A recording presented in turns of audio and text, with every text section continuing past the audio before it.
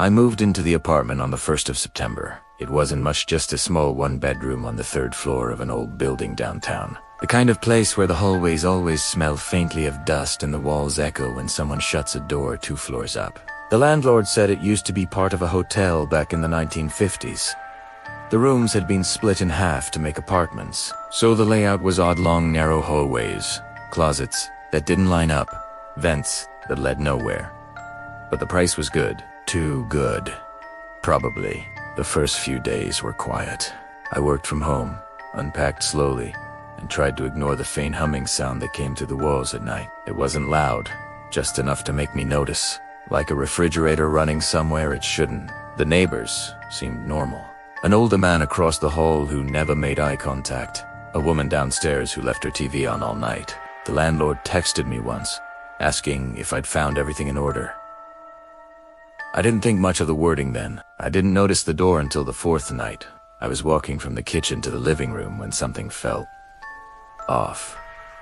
The hallway seemed longer than usual. My reflection in the picture frame looked slightly delayed, like the light lagged for a second. And at the end of the hallway where there'd only been a blank wall before there was now a door. It looked old. The paint didn't match the rest of the apartment, faded white with a tarnished brass knob. There was no trim, no hinges, no frame, just a door, sitting flush against the wall like it had grown out of it. I thought I was imagining it. I even laughed out loud, half out of nerves, half out of disbelief. I grabbed my phone to take a picture, but the screen glitched, just a white blur where the door should have been. I tried again.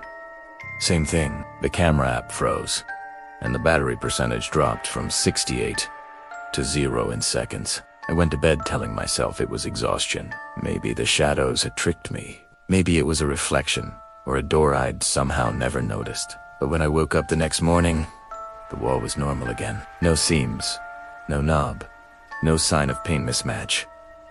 Just drywall. Still, I kept thinking about it all day. The way the air felt colder near that wall. The faint hum that had grown louder overnight. The fact that, when I looked at the photos I had taken, there was a faint outline barely visible. But there, a shape. The shape of a door. The door came back 3 nights later. I was half asleep on the couch, the TV flickering low, when I heard a sound soft but sharp, like metal scraping against plaster. I thought it was coming from upstairs at first, until I realized it was coming from my hallway. I turned down the TV. The sound stopped. For a moment, everything was silent again. Then came another sound, 3 distinct knocks. Not on my front door. On the wall, I stood up slowly and walked toward it, and there it was. But this time a door, exactly where it had been before. But this time the brass knob was polished, shining faintly like it had been cleaned. The paint around the edges looked fresh, too white compared to the old beige walls. It didn't belong there.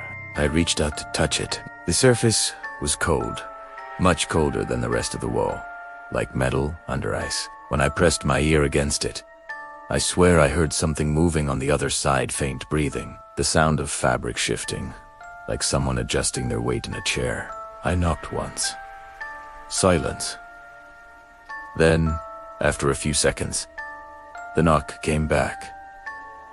Same rhythm. 1, 2, 3. I stumbled back, heart racing, trying to convince myself it was just noise from a neighbor's unit. But that part of the building should be ban-saled according to the floor plan. There wasn't supposed to be another room there. I grabbed my phone again. This time, the camera worked, but the recording came out wrong. The footage showed the hallway perfectly fine, but the door wasn't visible. Instead, there was a faint distortion, like the air itself was glitching, bending around an invisible shape. I paused the video, frame by frame. At the 3-second mark, something moved in the static, a shadow. It looked like a hand reaching toward the lens. Then, the image cut to black. The rest of the night, I kept all the lights on. Every creak, every hum from the pipes made me flinch. Around 3 a.m., the air in the apartment shifted. It got colder again, heavy. When I worked up the nerve to check, the door was gone. The wall looked normal, just like before. I pressed my palm against it. Warm. Whatever was behind it felt closer. I didn't sleep after that. I told myself it was a dream, or stress. Anything other than what it felt like. But the humming that used to come from the walls, it wasn't just a sound anymore. It started to change pitch, like it was reacting to me. If I moved closer to that part of the hallway, it grew sharper, almost like feedback. If I backed away, it softened again. 2 days passed without incident. I kept checking the wall every morning, half relieved, half disappointed that it was still blank. But even when the door wasn't visible, I knew something behind it was awake. The air near that section felt heavier, thicker, like walking through humidity that no one else could feel. One night, while I was trying to fall asleep, I heard tapping again, but this time, it wasn't coming from the hallway. It came from inside the bedroom wall, right behind the headboard. 3 taps, a pause, then 3 more. Slow and deliberate. Primera, fros, e. My first instinct was to think it was plumbing or mice, but the rhythm was too perfect, like someone was knocking in response. I whispered, "Who's there?" Nothing. Then, faintly, the taps repeated. 1, 2, 3. I sat up, heart pounding, and hit record on my phone's voice memo app. The sound stopped immediately. I played the recording back, silence, except for a low static hum that wasn't there before. It sounded like someone breathing through the speaker. The next morning, the picture frame above my bed had fallen off the wall. The nail was still in place. The string hadn't snapped. It was as if something had lifted it straight up and let it drop. I started noticing other things, too. My keys on the counter would move a few inches overnight. The light in the hallway flickered once every 7 seconds. Always exactly 7. The old thermostat would tick twice before the heater came on. It felt like the apartment was counting. I decided to record overnight video. I set up my phone on a tripod facing the hallway, left all the lights on, and let it run while I slept. When I checked the footage the next morning, my stomach turned. Around 14 a.m., the light dimmed, not off, just lower, like something was passing in front of it. Then, for 3 seconds, the wall where the door had been rippled. The drywall bent outward, hoosed slightly like a thin sheet of fabric. Something pressed against it from the other side. You can see the shape if you pause the frame: a shoulder, an arm, and what looks like the outline of a head. But the worst part wasn't the shape. It was the whisper. Right before the footage cuts out, you can hear it, a voice, quiet, almost curious, saying my name. It didn't come from the recording. It came from behind the wall, and it was using my voice. I started keeping my phone recording almost all the time after that. Audio, video didn't matter. I just needed proof that what was happening wasn't in my head. The first few clips were normal. Hours of nothing, just the low hum of the building, the occasional neighbor's footsteps. But on the 4th night, something changed. Around 2 a.m., the sound on the recording dropped out completely. Total silence for exactly 60 seconds. Then, the audio came back.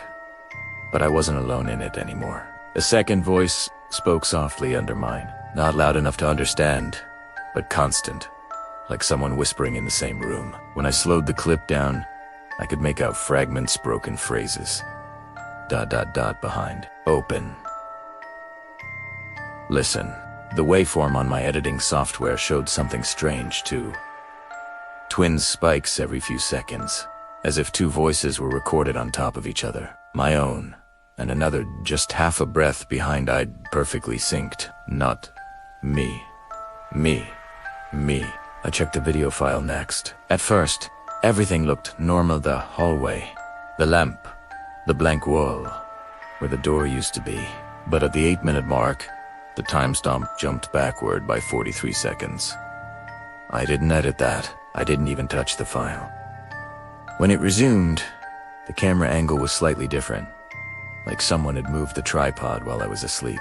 And then I saw it. The wall was bulging again, right at the same spot. You could see the faint outline of the doorknob pressing outward, distorting the paint like something underneath was trying to turn it from the other side. The movement was slow, rhythmic, deliberate. I checked my phone's data logs. The file size had doubled overnight. It shouldn't have, and when I tried to upload it to the cloud, the progress bar froze at 66%. The phone crashed. When I turned it back on, the file name had changed on its own. It now read door_open_1.mp4. Double quotes. I hadn't named it that. I replayed it again, and this time the audio started before the video. The whispering was clearer now. You shouldn't have looked. Then, a single frame of black, the faint sound of a latch turning. I swear, I heard it echo in real life, right behind the wall, as if whatever was on the other side heard itself being recorded. Answered. I turned every light on. I wanted to leave, but the hallway outside my apartment felt wrong, too dark, like the bulbs were dimming in sync with my heartbeat. I stood in the doorway, staring at that wall, knowing if I blinked, it might change again. That's when I realized something that made my skin crawl. The door wasn't appearing in the same place every night anymore. It was moving closer. I kept telling myself there had to be a logical explanation. Maybe the building was settling. Maybe I was half asleep. Maybe my mind was stitching shadows into shapes I wanted to see. But the recordings wouldn't stop changing. Every time I opened them, something was different. A new sound, a new flicker of movement, even a change in the file date.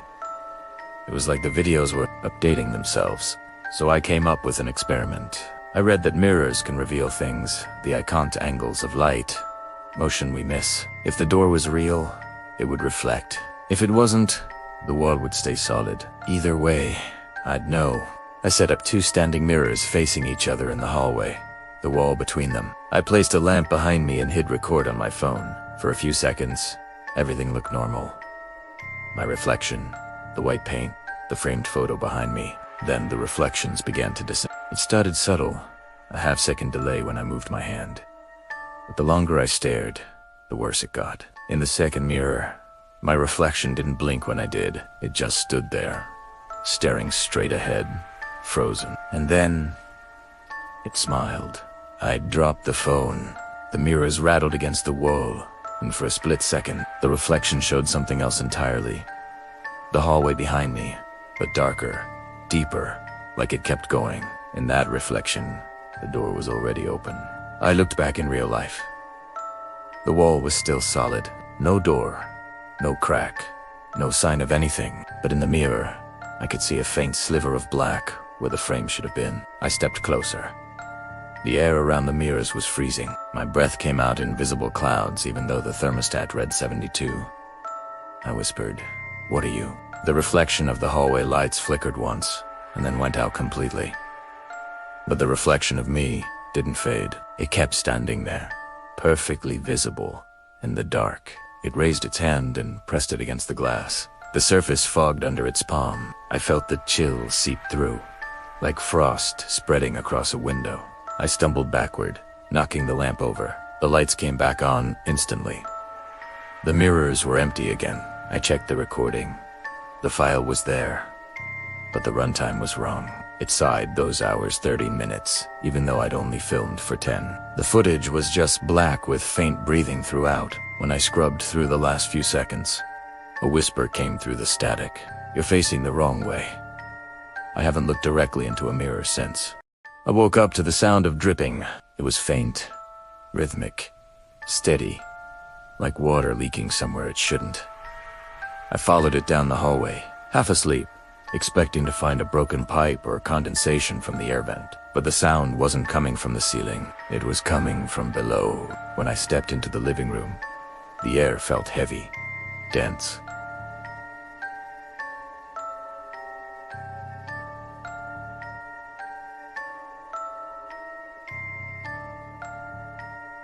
The kind of silence that hums in your ears. The floorboards under my feet didn't creak like they used to. They felt softer, almost flexible, like standing on something hollow. I turned on my flashlight. For a split second, everything looked normal. Then the beam flickered, and I saw it. The far end of the room was gone. Not hid, not broken. Gone. Where the carpet should have been, there was only blackness. A clean, perfect line cutting across the floor. Beyond it, nothing. The light didn't bounce. It didn't fade. It just disappeared. I threw a coin toward the edge, half expecting it to clatter against something. It never made a sound. It didn't hit the ground. It just vanished. I stepped closer, filming with my phone, whispering without meaning to. My voice shook. It's not real, right? It's just a trick of the light. The phone's flashlight glitched again, and for a split second, I could see movement down in that blackness. A shimmer, like water rippling, or something just beneath the surface watching back. I blinked, and the floor was whole again. The carpet, the coffee table, everything, exactly where it should be. But my phone screen still showed the void. The live feed was a perfect reflection of the same room. Except for one detail. In the video, I wasn't alone. A figure stood at the far wall, Ulf in shadow, Ulf in light. It was facing the corner, unmoving. I lowered the phone. The corner was empty. I lifted it again. The figure was closer. I could see it clearly now. It wasn't a person. Its proportions were wrong. Too tall, its arms hanging low, fingers almost grazing the floor. I dropped the phone and bolted for the door, but the hallway outside didn't line up. The numbers on the apartment doors were out of order. 302, 306, 305.